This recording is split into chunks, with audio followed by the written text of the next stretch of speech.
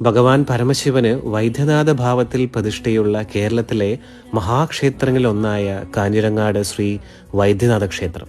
ഇവിടുത്തെ ക്ഷേത്രം വകയായുള്ള ചിറ പുണ്യതീർത്ഥമായി കണക്കാക്കപ്പെടുകയും ഏത് തരത്തിലുള്ള മഹാവ്യാധികളും ഈ ചിറയിൽ കുളിച്ച് ഭഗവാൻ വൈദ്യനാഥനെ ഭജിച്ചാൽ സുഖം പ്രാപിച്ചു വരുന്നതായി വിശ്വസിക്കപ്പെടുന്നു.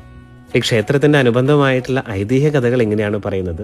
ദേവാസുര യുദ്ധത്തിന് ശേഷം പാലാഴി മദനത്തിലുണ്ടായ കാളകൂട വിഷം സേവിച്ചതിന്റെ ഫലമായി ഭഗവാൻ പരമശിവന് വ്യാധി നിവാരണത്തിനു വേണ്ടി ഭഗവാൻ സ്വയം കൈലാസത്തിൽ ആത്മലിംഗം പ്രതിഷ്ഠിക്കുകയും ഗോക്ഷീരാഭിഷേകം നടത്തി പൂജിച്ചതിന്റെ ഫലമായി ഭഗവാൻ രോഗമുക്തനാകുകയും ചെയ്തു.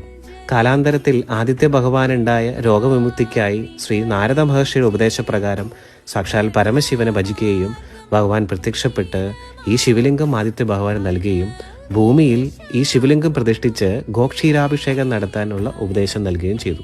അങ്ങനെ ഭഗവാൻ ഇവിടെ വൈദ്യനാഥ നാമധേയത്താൽ ആരാധിച്ചു വരുന്നു. കുംഭമാസത്തിലെ മഹാശിവരാത്രിയാണ് ക്ഷേത്രത്തിലെ പ്രധാന ആഘോഷം. കൂടാതെ 6 ഞായർ എന്ന വിശേഷാൽ ചടങ്ങും ക്ഷേത്രത്തിലുണ്ട്. കണ്ണൂർ ജില്ലയിലെ തളിപ്പറമ്പ് താലൂക്കിൽ കാഞ്ഞിരങ്ങാട് ദേശത്താണ് പ്രസിദ്ധമായിട്ടുള്ള വൈദ്യനാഥ ക്ഷേത്രം സ്ഥിതി ചെയ്യുന്നത്.